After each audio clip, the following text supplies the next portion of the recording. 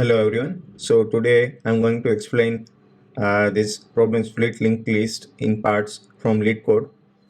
This is also the problem of the day of week 5 of the September, and we can also access the same problem with this question number 725. Okay, so let's start. So first of all, let me explain the question.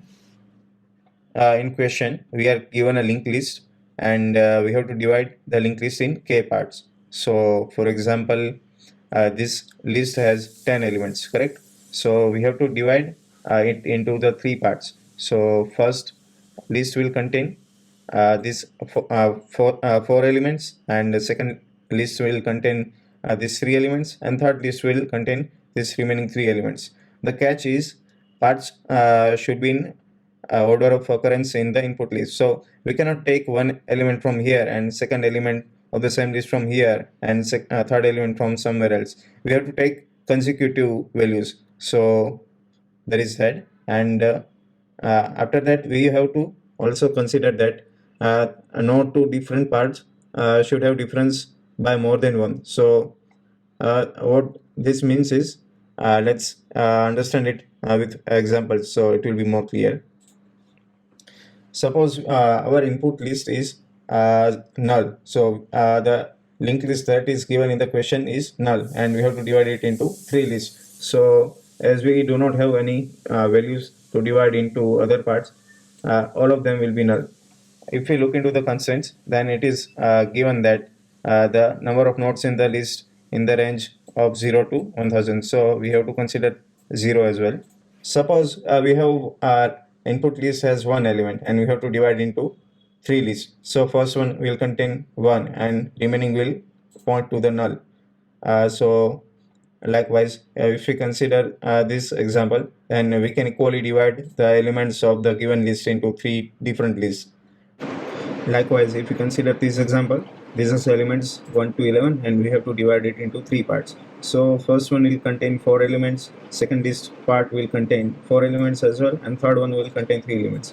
So if you observe the pattern that if we consider the size of given list and number of parts in which we have to divide the given list, then we can observe that current list part size will be obtained using this observation. So if we consider this list index as 0, this is index of 1, and this is index of 2. So, and we have total 11 elements, so the list size will be 11, and we have k equal to 3. That means we have to divide into three list parts.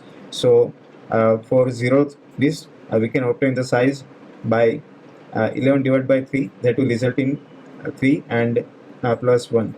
As if we take the modulo 11 mod 3, then it will be 2. Same for list part index 1. It will also contain 4 elements, and remaining list of index 2 will contain 3 elements. Okay, so now let's go through the C++ code. So first of all, we are given head as argument. So this is pointed to the input list that they are providing. First of all, we need to find the size of given list. So for that, I am assigning to one pointer. I am calling it iterator itr, and I am iterating over the list. The return type is vector of list node pointers. So I am declaring with size k because we have to divide our given list in k parts.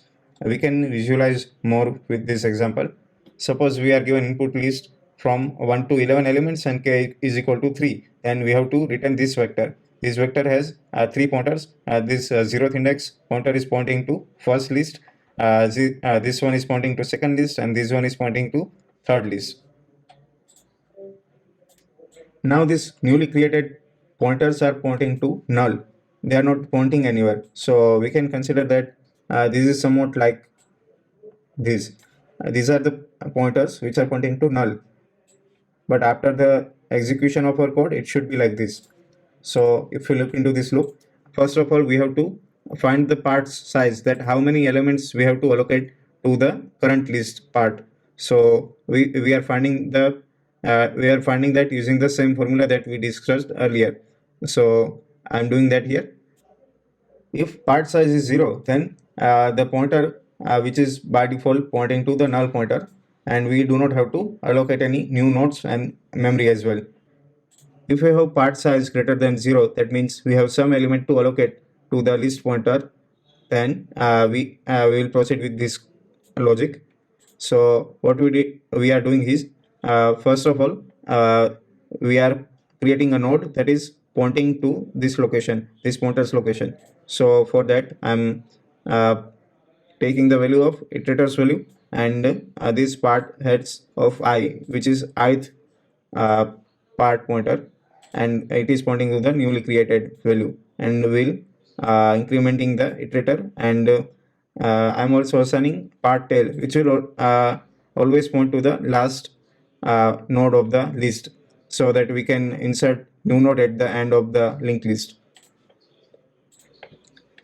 Also, we have already created one node, so we are decrementing part size here, and for the remaining part size, I'm creating a new node which is being pointed by the next of tail pointer, and I'm incrementing the tail pointer. I'm incrementing the iterator pointer, which is pointing to the input list as well. I'm decrementing the part size. So when part size will become 0, then it will stop the loop, and will go to the next part list. After execution of this loop, we found our answer in part heads, as it is a vector of pointers. So we'll simply return that, and we'll submit the code.